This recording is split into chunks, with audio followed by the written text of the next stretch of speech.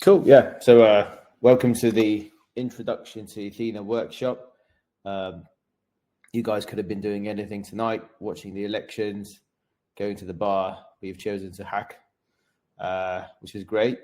You're geeks. Hopefully you're going to reap the rewards from this. And I'm going to explain briefly what Ethena is about and what we're looking for.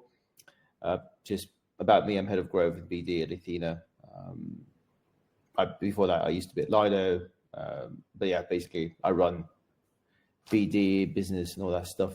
So yeah, let's get started, I suppose. These are the things we're going to touch on. So Arthur Hayes' vision that Guy touched on. The delta neutral trade inside.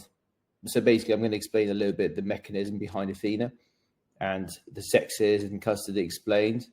And then I'm going to talk about the network itself, the roadmap, the stuff that you probably actually care about. So yeah, as Guy mentioned, the original idea came from Arthur Hayes, the founder of BitMEX. His idea was to create a dollar asset that is not actually tied to the traditional banking rails. If you look at USDT and USDC, it is backed entirely by either treasury bonds or by banking assets sitting in banks. And the problem that is that if we want to develop a ecosystem or financial ecosystem outside of traditional finance, it's very hard to do so if your main dollar assets are actually completely dependent on traditional finance. So his idea was to create something like Ethena that would be more reliant on crypto rails. So that was his idea. He's written it 2 years ago. And then Guy kind of picked it up, executed it, and I joined, I think, July last year, and we actually launched the product in February. So I'm just going to briefly describe what the idea behind it is and why this works. So basically, on the inside, what happens is a user brings, let's say, 100 USDT, Ethena mints 100 USDe, which is the core product of Ethena. So underneath, that USDT is swapped into Bitcoin or Ethereum. And then at the same time, it's completely hedged away on centralized exchanges. So the reason this works is that if, for example, Bitcoin goes up by 10%, then your spot leg gains $10, but at the same time, your perp leg loses $10. So this way, it cancels itself out, and it's $100 still. So that's kind of the idea behind Ethena, a delta neutral trade, at least initially, a delta neutral trade that's tokenized. And it also has a embedded yield, and that yield or APY comes from the shorting of the perpetual futures contract. As you can see on the charts, mostly on average, it's quite positive. This year to date, it's been about 17%, which means if you go short Bitcoin and Ethereum futures, you actually earn money. And the reason is simply that a lot of people like to be long Bitcoin and ETH. And perps is a very easy way to express that view without actually holding the asset. It costs money to have Bitcoin and ETH typically. And perps is an easy way to express that view in a leveraged way, and that costs money. So that's why Ethena has a embedded APY that is quite attractive. It's been around 17% so far. So yeah, if you have any questions, let me know in between. But yeah, that's kind of the idea. And what Ethena has done particularly well, and the reason it has been able to scale so much, is because we've integrated every large centralized exchange and custodians. So this is a dashboard from the website, and you can see kind of where Ethena trades. And as you can see, Ethena trades on Binance, Bybit, OKX, Deribit, BitGet, like every large exchange there is. You can see the composition of assets. It's roughly Bitcoin, ETH, a little bit of Solana. We're going to ramp it up soon, and Ethereum LSTs, and obviously some liquid stables as well. So yeah, that's the core innovation. No one has ever before been able to kind of attract every large centralized exchange as a partner, also in the cap table. And I think that's probably why this has grown so much, because we had everyone on board. The second thing that's quite important is the custodian part. So the money is not actually, the collateral is not actually on centralized exchanges. That was done post FTX because we didn't want to see a situation where one of the exchanges blows up and the customer funds or user funds disappear, which is why the actual funds are being kept in off-exchange settlement providers, also known as custodians. That keeps the funds safe pretty much. So yeah, the money's there on Copper and Cefu, and the trades are being done on Binance, Bybit, etc. And then when P&L needs to be settled, it's just being settled with that custodian. So that significantly decreases the risks of collateral blowing up. That, I believe, was one of the core innovations that allowed Ethena to really scale and get big LPs to be comfortable with it, which is why we have grown so much this year. So that was kind of these were the ingredients, and you can see what happened since February. We have grown to about $3.6 billion at the height of the market. The TG happened in April, so clearly lots of the growth happened after that. It wasn't just a classic crypto Ponzi. We've seen $1 billion worth of redemptions without any depegs, so I think we've done relatively well in terms of growth, post TGE, and maintaining the peg and getting people comfortable with it. In terms of the yield or the APY, I think SUSD has been very competitive as well. So you can compare it, but the year-to-date APY is basically about 17%, which is very hard to beat. So that is probably the reason why so many providers have actually integrated it. We didn't have to push it much. It just happened naturally, because if the yield is scalable and attractive, it will be integrated very quickly pretty much everywhere, which is what we have seen so far. So yeah, this is a good example of DeFi integrations we've done. Within a span of a few months, we've integrated, we had billions of dollars of USD trading volume on DEXs. We've been integrated into various lending protocols like Aave, Maker, Morpho. We have Chainlink oracles. We even integrated the Pendle PT tokens as collateral in a bunch of lending protocols. Actually, the Pendle assets have been particularly interesting because they offer fixed rates. So as far as I remember, if you sort of lock in your rate, you lock in your SUSDe on December and March maturities, you're going to get 14% fixed, which is fantastic because you can lock that in as an LP. But not only that, you can actually now loop that yield on a bunch of lending protocols like Euler, Morpho, hopefully eventually Aave. And that created a huge kind of new precedent of cross DeFi protocol coordination, something like this. This is where Sky, formerly known as Maker, or soon to be known as Maker, whatever, Morpho, Ethena, Pendle, were basically created a new market. Sky would lend 150 million USDs, or formerly known as DAI, into Morpho, and then the PT holders lent 114 at 14 fixed. They borrow about 8% or something, and then they loop that. So far that market got utilized within 1 day, and the size was like $200 million. So they're going to add another $150 million as well. So you can pretty much, if you take the PT tokens that we have on Pendle, you can probably easily attract LPs, in my opinion, if you want to grow TVL, which is probably a good metric to start with. So that's a good example of a market that we particularly enjoyed. So if you want to create an automated looper for this, that could be interesting. If you have some way of finding cheap liquidity like USDs to borrow against, that would be interesting. Or structured product on top of the Pendle tokens, that could also be quite cool. So yep. A crucial integration within CeFi was Bybit. So and I don't mean the Bybit Web3 wallet, I actually mean the exchange. So you could take USDe on Bybit and receive APY from 10 to 20%, and you could also crucially use it as perp collateral.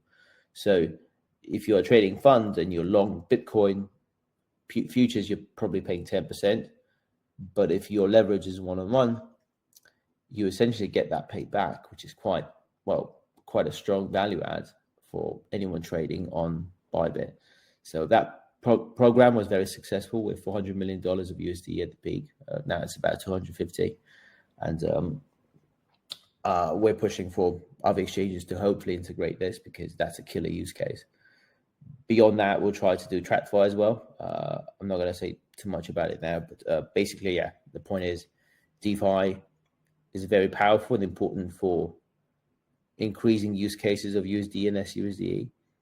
The distribution that CeFi has is probably the core vertical of Ethena over the coming months, and TradFi obviously is out there as well. So yeah, one other thing that we implemented in order to attract CeFi money and TradFi money is USDe. USDe is a new stablecoin product we created backed by BlackRock's on-chain fund called Pendle. The value add is that Ethena's USDe is going to be much more liquid, easier to redeem. We're going to incentivize liquidity around it within DeFi, so it's going to do what BlackRock might be too slow to do, which is likely kind of good for everyone, because BlackRock gets to sell their product, we get to distribute it, and we can expand the number of TradFi users that access Ethena or have a relationship with Ethena, so we can down the line potentially pitch them the DeFi products that we have. So whatever you build within the network in DeFi is likely something Ethena is going to be able to show to more sophisticated CeFi and TradFi clients and be like, hey, look at this opportunity. There's quite a few interesting, like huge hedge funds that actually do those Pendle trades I mentioned, and they were not initially sort of comfortable with that, but as time went on, they decided it's a cool kind of idea and it fits the risk profile. So keep in mind that I think we have distribution needed for like a long-term TradFi deployment, hopefully. And yeah, crucially, the reason we're all here is the Ethena network. It's something we announced a few weeks ago. The first flagship product is going to be a perp DEX. So the idea of the Ethena network is a collection of protocols and projects that are value additive to Ethena as a project. That would be kind of mutually beneficial, basically. If you build a perp DEX like Ethereum does, maybe down the line, Ethena could trade through you and bring $2.8 billion worth of notional in trading to you. Maybe one day Ethena could lend TVL, just like Make does, just saying, not saying it's going to happen tomorrow, but that could potentially be another angle. And obviously we have a huge network of supporters and distribution to pretty much every large OP there is in crypto that we can chat with. So yeah, that's kind of the idea. Just create, incubate projects that would be value additive to Ethena, support them with contacts, LPs, flows, and in return get tokens, get support and utility. These are roughly the projects we're looking for, courtesy of Nick, who's leading our Ethena network sort of efforts. Perpetual exchange is a very obvious product because we could eventually trade through these perp exchanges.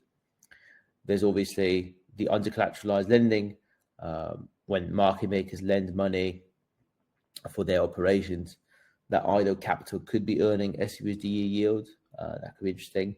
Newer banks that hold balance sheet could actually earn our APY in the meantime. Prediction markets is a brilliant idea. I've been trying to do that, to sell that to Polymarket for some time, but they're sitting on $400 million worth of TVL in USDC purely, which could be earning yield. So if you're building a prediction market, that's very interesting. Same with GambleFi. Fixed rate markets, lending markets are generally very interesting because a lot of the borrowers that have PT tokens, SUSD tokens want to loop their exposure. They want a more predictable yield profile on the borrower side. So if you can somehow fix the borrowing costs for these guys, like a fixed to fixed, if you could do like a fixed to fixed something that would be very helpful. Dollar-based restaking, yeah, like obviously we're working with Eigenlayer and Symbiotic, so you can build on top of that as well. Securitization, yeah, there's probably a market for that. Lots of LPs want to get like a more senior or junior tranche. Lottery is something we haven't seen yet, actually, but you know, if you think about it, if you had a pool of money and it earns decent 17% yield, that could be collected and given to someone. So that would be a pretty big win. I think that could be an interesting use case. You know, if you look at, you know, if you combine that with some nice Pontonomics and structured products. Yeah, if you have, there's quite a few traditional funds that try to create something around USDe, like you have a dollar protected vault, and on top of that, the SUSDe APY is used to, for example, buy call options or buy put options or structure or like, you know, calendar spreads or whatever. So this could be a very interesting use case to create dollar protected products that you could sell to TradFi one day. Or doesn't have to be the volatility stuff I talked about, but you know, structured products on top of SUSD is definitely something interesting. And guys like from Lyra have been innovating there. They got decent TVL from that, so I'd probably look into it if possible. So yeah, why build with us? As I've said, we have at the moment $2.8 billion in TVL. Every single large player in crypto that has stablecoins or anything have allocated to Ethena. So we have a pretty deep network of people we talk to on a one-on-one basis. The integrations is quite significant as well. We're integrated with pretty much every large DeFi protocol there is. We're on every large chain. Not everyone yet, but soon on everyone. Capital Actors, obviously, we're invested by Fidelity, Brevan Howard. We have access to BlackRock. So a lot of large players that if you have a very relevant product to them, we could actually sell that product to them eventually, and platform support. So we can help a lot. We're a very small team comparatively. On BD side is Guy, the founder. I run BD. Elliot's on the CeFi side. Jane's helping me out as well. She's leading the APAC region, and Nick is leading the layer 2 efforts. So it's basically 5 people overseeing BD for $3 billion protocol, including the founder. So we're pretty much very easy to reach out to. We're not super responsive, maybe, but we'll try for the hackathon. Nick's definitely going to be on it 24/7. So if I don't reply, Nick's definitely going to do it. And we're happy to help whoever's building on top of us, really. And yeah, these are the guys backing us. Every large centralized exchange backing us: Aave, Dragonfly, Fidelity, Galaxy, Brevan Howard, Susquehanna.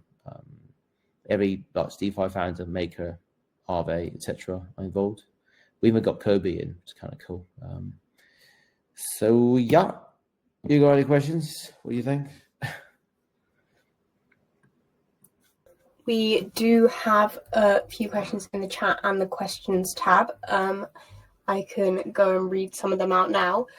So how does the yield change when Bitcoin and Ethereum appreciate or depreciate? Yes, it's not a direct relationship, but generally when Bitcoin and Ethereum rally, people get more bullish. So they start to long futures more. And because of that, they're going to be paying additional funding to the short sellers. So typically, as markets rally, the Ethena-based APY starts to increase. So in March, it was something insane. It was like 65% annualized. If it goes down, it can be negative as well. And the reason we implemented RWA, this BlackRock thing, was basically a response to that. We wanted to make sure that the rates stay roughly positive, anchored around 5% TBO rate, if that occurs. And Carlo is asking, what happens if one of the exchanges used for shorting goes down? Yes, it's a great question. Basically, the custodian part comes in. If we didn't use custody, then basically if you have, let's say, 20% of your assets with Bybit, and God forbid Bybit blows up, then Ethena would lose 20% of all the collateral assets. But because we use the custodians, we settle the P&L with these exchanges quite often. So if, for example, Bitcoin goes down in price and we have a trade with Bybit and they owe us $50 million, we will settle that trade before long because the P&L was significant. So we settle that. If after that, for example, for whatever reason, Bybit blows up, we would only lose the P&L owed to us since the last settlement cycle. So yeah, if we settle quickly enough, we're only going to lose a small portion of the P&L, which could be quite low. And yeah, that's where custody comes in. So because of how we settle, quickly we settle, that basically significantly decreases the potential losses. That's interesting. Mahesh is asking, how does, let me sort of rephrase, how does Ethena manage like de-pegging risk in volatile markets? Yeah, so we've seen like $1 billion of outflows in a couple of weeks and we had no problems at all. And the reason is UST was only partially backed. It was partially backed by BTC and the rest was backed by the governance token. So they would just sell their governance token into the market and put that back in. And the problem is the governance token is just not liquid enough and is tied to the system itself. Ethereum is fully backed by crypto collateral and delta-hedged. So there's no governance token mechanism on the inside. So for every one USDe, you're going to get one USDT or USDC worth of money because it's not under collateralized. Mm-hmm. And beyond delta neutrality, how is Ethena different from UST? Yeah, I think that's the most. I mean, obviously, it uses custodians. It is widely integrated into centralized exchanges like Bybit and BitGet, actually. But I think it's also just the nature of the project is extremely different because USDe as an idea came kind of from UST because UST blew up. So in that regard, the fact that it doesn't use any governance token mechanic on the inside makes it completely different, in my opinion. Mm-hmm. And it has a APY that is actually market driven, not by like just arbitrarily. It's maybe 20% today. It's actually driven by the market. Interesting. And Oberken has asked, how can new protocols gain traction without traditional companies' capital? From a Web3 perspective, it kind of defeats the purpose of decentralization. Could you repeat the question again? Sorry, I didn't. It's in the questions tab. Oberken has asked, how can new protocols gain traction without traditional companies' capital? Because from a Web3 perspective, it kind of defeats the purpose of decentralization if you have traditional companies investing. Yeah, I think it depends on the product, but in terms of stuff like USD assets, it's very hard to see these things grow if you don't tap into the distribution of guys like centralized exchanges, guys like TradFi. And I don't see that too much of as a problem because if we ultimately become the most widely used protocol in the space and we use these guys like Binance, OKX, Bybit, traditional finance venues very often, then we sort of call the shots at the end.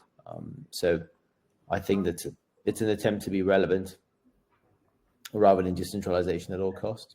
And it allows us to grow and be relevant as well. So that's how I see it. Mm-hmm, thank you. There's a few questions. There's one question which I can answer, which is, can we submit multiple projects? Yes, you can.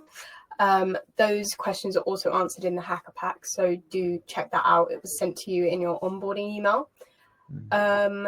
Do you provide liquidity to wallets? That wouldn't be us providing liquidity. If you mean which wallets we're talking about, do you mean Web3 wallets or? Ibrahim, if you're able to give any more information for your question. So can we get access to the presentation slides? Yep, we can share the hackathon ones. Seraphim, I believe the slide about the projects that you would quite like to see. That is going to be shared in an email very soon anyway, but would you be able to give access to some of the other slides that you've shown us today? Sure, yeah. I'll send that to you. Yeah. Nice, thank you. We'll share those in the Discord channel. So I'll use this opportunity to once again plug the Discord channel. Let me get the joining link and I'll give everyone a little walkthrough on how you can join the Ethena Hackathon Discord. So if you join the Encode Club Discord and obviously accept the code of conduct, which is the first thing that you're asked to do, and then in channels and roles, you're asked to select which program channels you would like to join. And if you select the Ethena Hackathon in 2024 Q4, then you'll be added to the channel dedicated to the Ethena Hackathon. We have a announcements channel, which is where I'll be posting about all of the updates within the hackathon. So when office hours are open, you'll hear about it there. When you're coming close to the deadline, you'll hear about it there, and we'll be giving you some tips on what you need to do to get prepared for submission.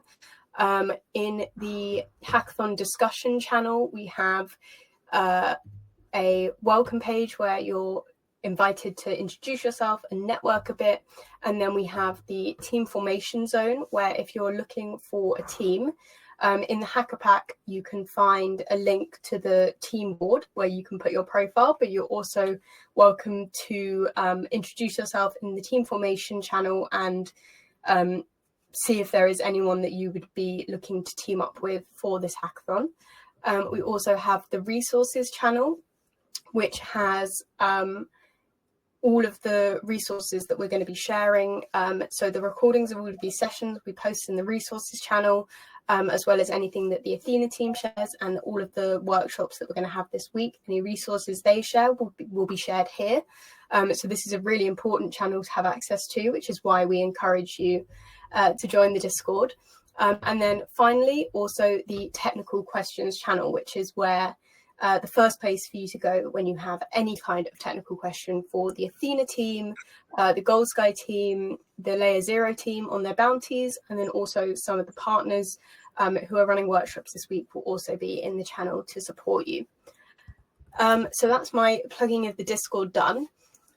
Seraphim, unless you have any final words, we'll wrap up the launch for today because we have a busy week of workshops and we don't want to take up too much of people's times. Not really. There's one question about structured products. So suppose you're creating DeFi options vaults with covered calls and such. Yeah, I've seen stuff like this. I think the Derived guys, or formerly known as Lyra, were doing this. In terms of options, I'm not sure either, but I don't think it's I think it's like some sort of an RFQ system. So I would just have a look at how the Lyra or Derived guys have been doing it. That seems to be like an interesting product. Yeah, but that's it from me, really. Thanks for inviting me. And yeah, if you guys got any questions, just ping Nick or me on Twitter or Telegram. So yeah. Do you want to? Yeah, thank you for joining us, everyone, today. We're really excited to see what you build in these 4 weeks. As Guy said earlier, you'd be surprised how much can be done in a short span of time. So 4 weeks is long enough for you to build something really, really cool. So good luck, everyone, and we will see you tomorrow for our second and third workshop of the hackathon. Bye, everyone. Bye.